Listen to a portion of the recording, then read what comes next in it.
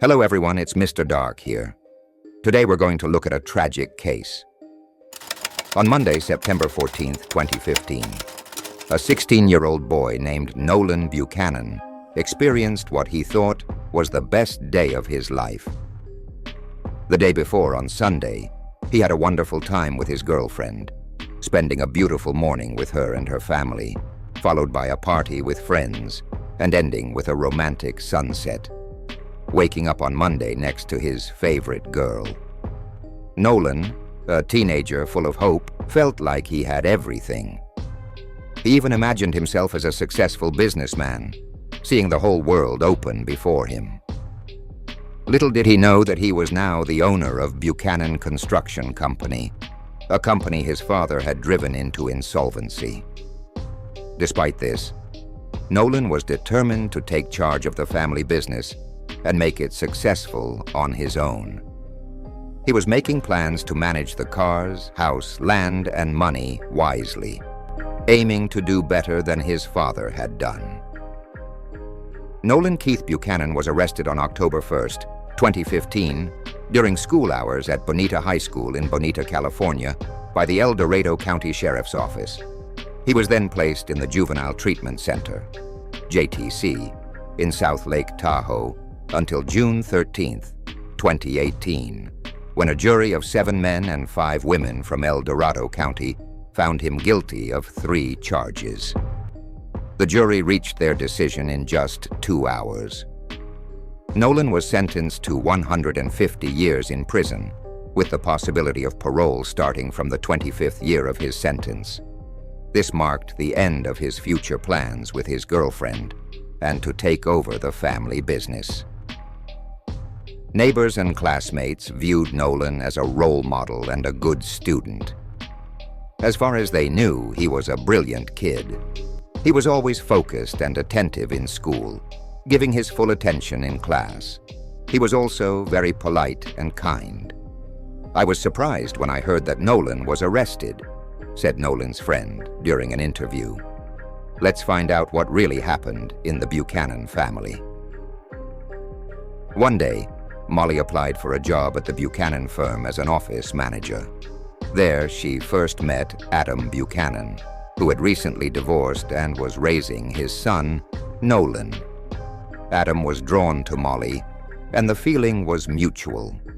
They began a romantic relationship that grew serious, leading to marriage. Molly desired a cheerful, happy family, and worked hard to build a good relationship with her stepson. Within a few years, Molly became pregnant, bringing much joy to everyone. Their son, Gavin, was born, further adding to their happiness. The Buchanan family appeared well settled and content, with Adam even purchasing a property in Dorado County, California, spanning 19 acres, which they visited often. Everything seemed fine and was going well in their lives. On September 13th, 2015, at 10 a.m., a fire broke out in the house owned by Adam Buchanan. The fire burned approximately 10 acres of his property, destroying everything in its path. Firefighters arrived around 11 a.m., but by then, most of the property had turned to ashes. Initially, they suspected a pet had been trapped inside the burning house. The house continued to smolder, making it impossible to conduct a thorough examination immediately. Hours later, when the flames subsided and the temperature dropped, firefighters entered the house and detected the smell of burnt flesh. They discovered a human skull and charred remains, indicating a tragic loss of life. The firefighters called for assistance from the sheriff's office, which conducted a detailed investigation. Adjacent to the cabin, they found a Dodge truck and trailer. By running the license plates, they were able to identify the owner, aiding in the investigation of the victim of the incident. The vehicle turned out to belong to Buchanan Construction Company, owned by Adam Buchanan, who lived 160 miles away in Bonita, California, about a 3-hour drive from the incident site. It was unclear whether Adam himself or someone else was inside the vehicle. Detectives began their investigation by identifying the owner of the company as their first lead. Bonita police officers were sent to the Buchanan residence to ensure the family members were safe at home. Upon arrival, they noticed a white Ford pickup truck in the garage. When they knocked on the door, 16-year-old Nolan answered and was surprised to see the uniformed officers. He asked them why they were there. To avoid alarming the household, the officers decided to confirm who was inside the house. Nolan explained to the officer that his father, Adam, along with his wife Molly, and their 8-year-old son, Gavin, were on vacation approximately 160 miles away and expected to return that evening. Nolan's father had entrusted him with looking after the house during their absence. The investigators lacked sufficient evidence to confirm whether the remains found in the cabin were of the Buchanan family, but the information gathered suggested it was likely them. On the evening of September 13th, Nolan reported his family missing. On September 14th, police returned to Nolan's home to speak with him further and determine the identity of the fire's victim. They also spoke with Adam's parents, Howard and Susan Buchanan, who were emotional and had not been in contact with their son or daughter-in-law. Adam often traveled to the cabin for the vacation.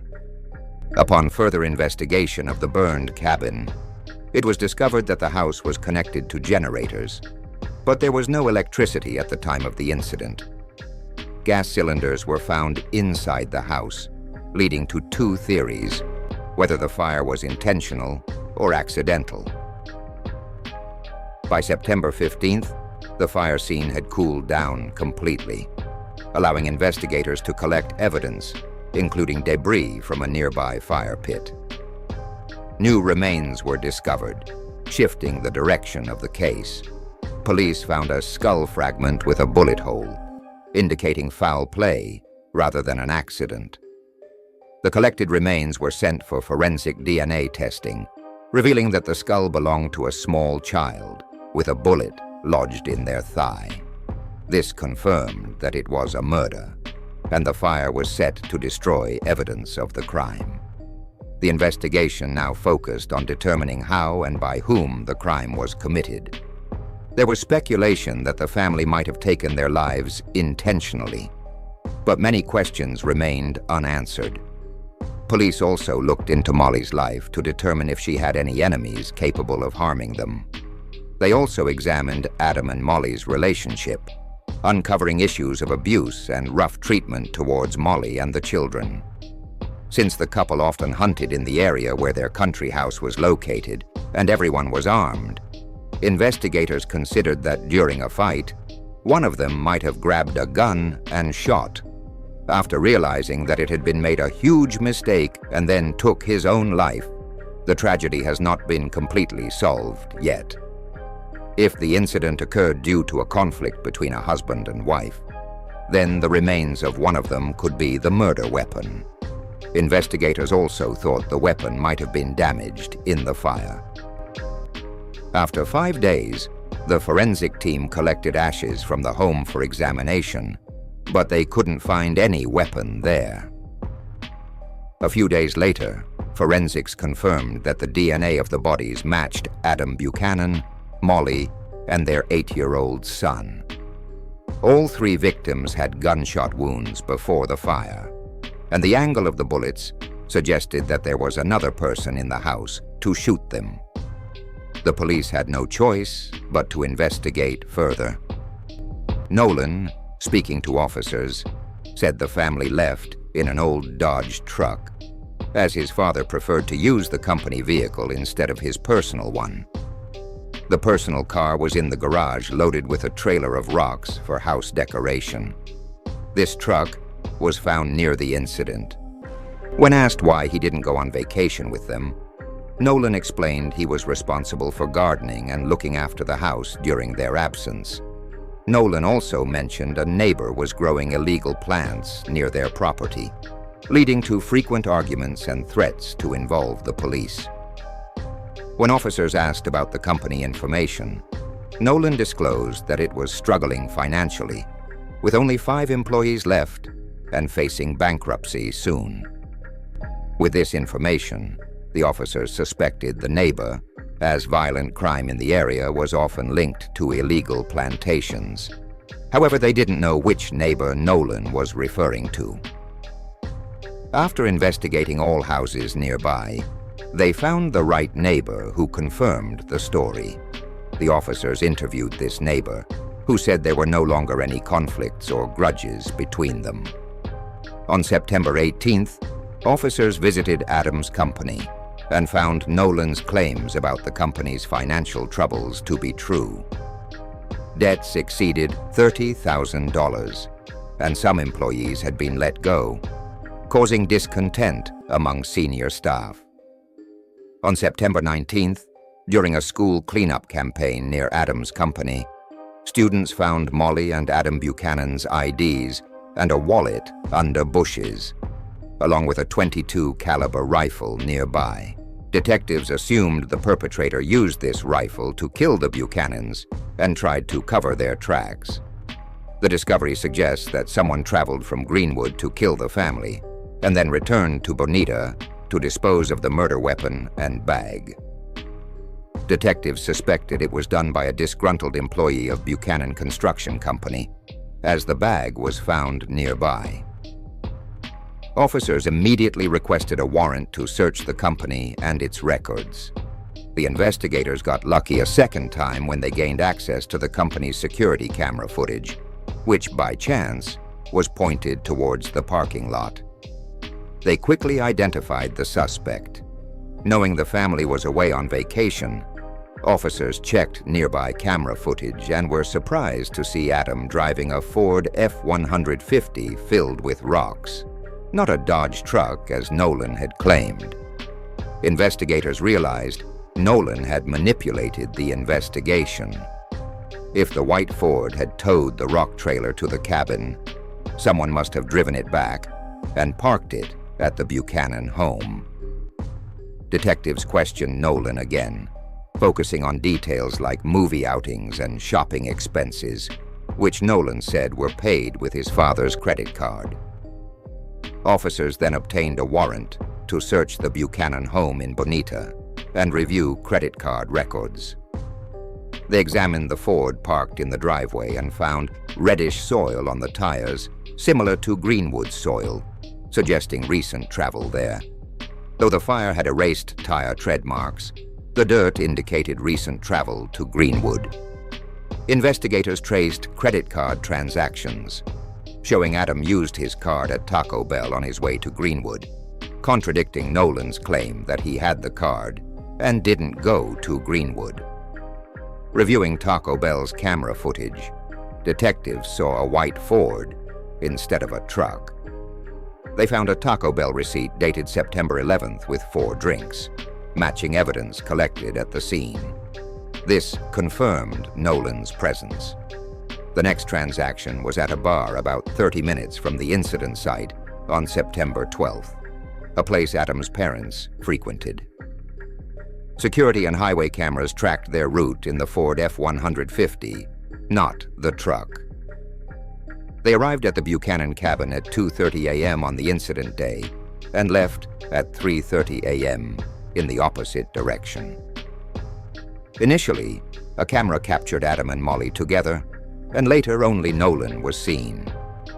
Adam's credit card was used at Starbucks, McDonald's, and a gas station in Bonita.